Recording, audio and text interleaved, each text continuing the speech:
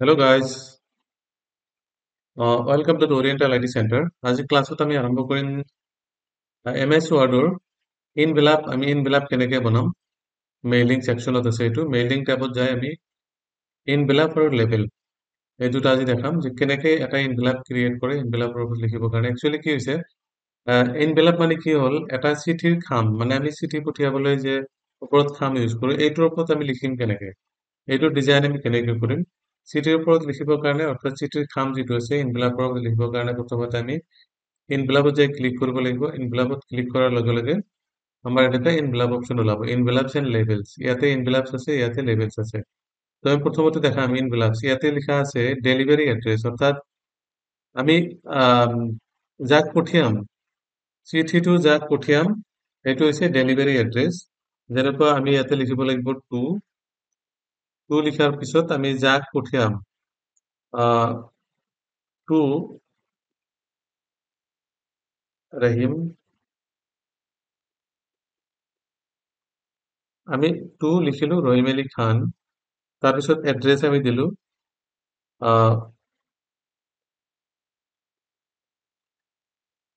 হাতীগাঁও গুৱাহাটী আসাম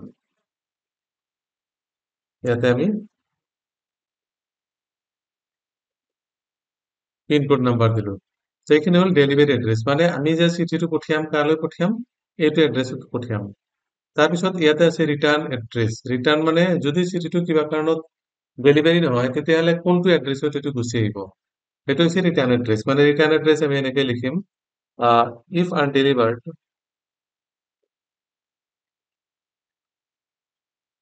আনডেলিভাৰ্ড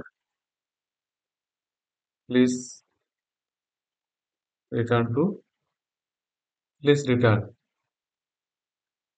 ইয়াতে লিখিব লাগে ফ্ৰমো লিখিব পাৰো যদি ফ্ৰম লাগে ফ্ৰম দিব পাৰো নাইবা if undelivered please return to the address ইয়াতে ফ্ৰম লিখিলো ফ্ৰম YTC আসাম এইখিনি হ'ল আমাৰ এড্ৰেছ ইয়াতে আমি ইমেইল আইডি আৰু কিবা কিবি এড্ৰেছ ইয়াতে দিব পৰা যায় এড্ৰেছ যিমানে হ'ব সিমানে ভাল লাগিব তো এইটো হ'ল আমাৰ এড্ৰেছ এড্ৰেছ দিয়াৰ পিছত আমি কি কৰিব লাগিব